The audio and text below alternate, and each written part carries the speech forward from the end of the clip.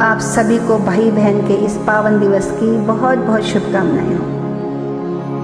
दोस्तों, आज मैं आपके समक्ष एक मुख्य कारण से प्रस्तुत हुई हूँ। वो ये है कि रक्षाबंधन का पावन दिवस आखिर कब से और क्यों मनाया जा रहा है। इसके लिए बहुत सारी कथाएं प्रचलित हैं। मुख्यतः दो ऐसी कथाएं हैं जो आप और हम लगभग सब लोग जानते हैं। पहली कथा है भगवान श्री कृष्ण और द्रौपदी के पावन नाते की, और दूसरी कथा है राजा बलि और महालक्ष्मी के पावन भाई बहन के नाते की। पहली कथा इस प्रकार है।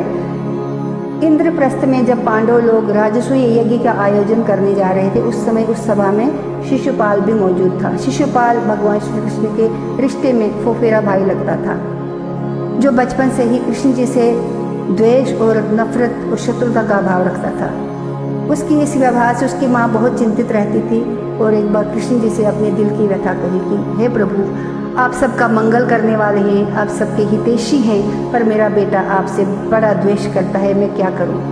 कृष्ण जी ने कहा, बुआ, ये इसका स्वभाव है, ये बदल नहीं सकता, पर मैं आपको एक वचन देता हूँ, मैं इसके 100 अपराध क्षमा कर दूंगा। 100 के बाद एक भी अपराध इसका क्षमा नहीं हो सकता। तो इस समय जब इंद्रप्रस्थ में भगवान कृष्ण जी की सब लोग पूजा कर रहे थे, उनके चरण पखार रहे थे, तो जलन के मारे शिशुपाल ने उन पर लांछन लगाने शुरू कर दिया और गालियां देनी शुरू कर दी। करते करते जब 100 गालियां पूरी हो गई तो कृष्ण जी ने चक्र सुदर्शन को आज्ञा दी, जाओ इसका सिर छेदन कर दो। चक्र सुदर्शन बड़ी तेजी से निकला और इसका सिर धड़ से अलग कर दिया। चक्र सुदर्शन का तेजी से निकलने के कारण भगवान कृष्ण जी की उंगली कट गई और खून बहने लगा।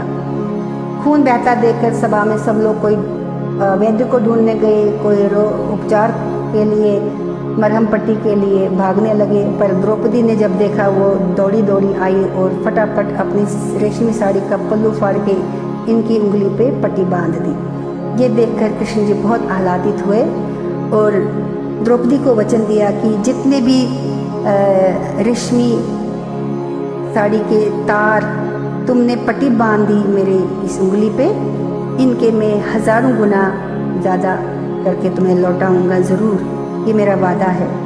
इस प्रकार जब कौरवों की सभा में द्रौपदी लज्जित हुई जा रही थी, उनके वस्त्र हरण किए जा रहे थे, उनका चीरहरण हो रहा था, तो उन्होंने द्रौपदी ने जब भगवान कृष्ण का आवाहन किया तो एक पल में ही कृष्ण जी वहाँ पहुँचे, तो उनको वहाँ रक्षा की, उनका शील भंग नहीं होने दिया, उनकी रक्षा की, उनको अभय कर दिया। इस तरह से रक्षाबंधन का त्यौहार तब से मनाया जाता है।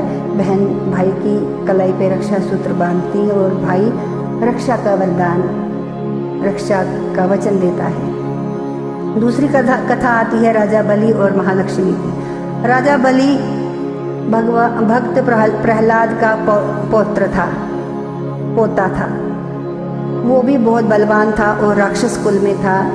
इस कारण से उसने त्राही त्राही मचाई थी अपने आतंक से पूरे त्रैलोक्य में। पृथ्वी और आकाश पे उसने भी कब्जा कर लिया था। अब वो एक यज्ञ का आयोजन करने जा रहा था, जिसमें उसने इंद्रासन भी हासिल कर लेना था। इंद्र को अपना घर लूटते देखकर बहुत चिंता हो गई और देवताओं को साथ लेकर भगवान विष्णु के पास आए। विष्णु भगवान ने उनको वचन दिया कि मैं तुम्हें अभय का वचन देता हूँ, तुम आश्रयहीन हो, तुम्हें ज़रूर आश्रय मिलेगा, तुम मेरी शरण में आए हो। तो मैं अब वामन अवतार लेने लगा हूँ, क्योंकि उसका अब समय हो गया है। भगवान विष्णु ने वामन अवतार लिया और राजा बलि के द्वार पे ब्राह्मण छोटे बटुक के रूप में, ब्राह्मण के रूप में, छोटे बच्चे के रूप में उपस्थित हो गए और भिक्षा मांगने लगे। राजा बलि की एक विशेषता थी कि उसके द्वार पे जो भी भिक्षा मांगने, जो भी दान लेने जाता था, वो अपना सर्वस्व लुटा देता था। ये उसकी एक विशेषता थी। जब बटुक बने, छोटे ब्राह्मण बने और उसके द्वार पे ये आए, तो सब लोग अंदर गए और बलि को बोलने लगे कि द्वार पे कोई छोटा बच्चा आया है और आपको बुला रहा है। राजा बलि लगे बोलने, छोटा बच्चा है, जो कुछ मांगता उसको दे दो।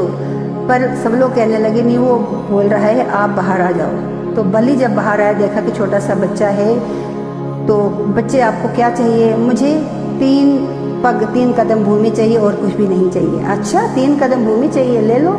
नहीं, ऐसे नहीं चाहिए, मुझे संकल्प लेके, जैसे सर्टिफिकेट पे लिख के दीजिए, मुझे संकल्प करके दीजिए। इस तरह से पानी मंगवाया गया। जल लेके जब संकल्प कर दिया कि 3 भूमि में बटुक को दान कर रहा हूँ, तो जैसे ही ये शब्द सुना तो भगवान का जो बटुक रूप था एकदम से विशाल बन गया। एक कदम उनका पृथ्वी पे आया, एक कदम उनका आकाश पे आया। पृथ्वी और आकाश उन्होंने 2 कदम से माप ली और तीसरे कदम के लिए जगह नहीं बची।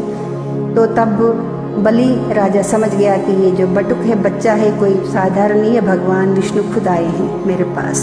छल से इन्होंने मेरी सारी भूमि ले ली, सारा राजपाट ले लिया।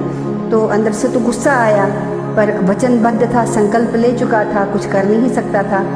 तो अब भगवान बोलने लगे, तुमने 2 ही कदम के ज़मीन रखी है क्या, अब तीसरा कदम मैं कहाँ रखूँगा। तब बलि बोलने लगा, तीसरा कदम आप मेरे सिर पे रख दो। इस तरह से भगवान वामन ने तीसरा कदम भगवान के बलि के सिर पे रखा और बलि पाताल लोक में चला गया। जब पाताल लोक में चला गया, धंस गया, तो विष्णु भगवान बने बटुक वामन अवतार में भगवान विष्णु लगे बोलने, अब तुम यहाँ पे अपना राज्य स्थापित करो। बलि को अंदर से गुस्सा था, उन्होंने कहा मैं तभी राज्य स्थापित करूँगा जब तुम मेरे द्वारपाल बनोगे। भगवान ने वचन दे दिया, मैं तुम्हारा द्वारपाल बनूंगा, क्योंकि उसमें जन कल्याण था। जब भगवान द्वारपाल बन गए तो 3 शक्तियों में से एक शक्ति तो खत्म हो गई। भगवान शिव जी एक शक्ति, ब्रह्मा जी दूसरी शक्ति और विष्णु जी तीसरी शक्ति। तीनों शक्तियों से संसार चलता है, सारी सृष्टि चलती है। तो एक शक्ति जब नहीं रही तो त्राही त्राही मच गई, सब लोग अस्त व्यस्त हो गया सारा कुछ। तो महालक्ष्मी भी परेशान हो गई कि मेरा पति नहीं रहा। तो उन्होंने फिर विचार किया, अब क्या करूं। अब उन्होंने कहा कि मेरी रक्षा सिर्फ बलि ही कर सकता है। वो बलि के पास आई और एक रक्षा सूत्र लाया और बलि की कलाई पर रक्षा सूत्र बांधने की इच्छा रखी। राजा बलि ने कहा ठीक है। राजा बलि ने रक्षा सूत्र बंधवाया और इस तरह से वचन मांगा, तुम मेरे पति को छोड़ दो। तो राजा बलि ने वचन दे दिया, बहन जब माना है तो रक्षा तो वचन तो देना ही है। तो वचन दे दिया, चलो छोड़ दिया। इस तरह से भगवान विष्णु मुक्त हो गए और लक्ष्मी जी के पास आए और अपने धाम में पधारे। इस तरह से भी एक प्रचलन है तब से कि बहन अपने भाई की कलाई पे रक्षा सूत्र बांधती है और भाई रक्षा का वचन देता है। ऐसी 2 कहानियां प्रचलित हैं जिनसे रक्षाबंधन का संबंध है। जय श्री कृष्ण, जय जय श्री राधे। सबका मंगल हो। सब भाई बहन आपस में प्रेम से रहें। सब भाई बहनों का नाता प्यार से भरा रहे। जय श्री कृष्ण।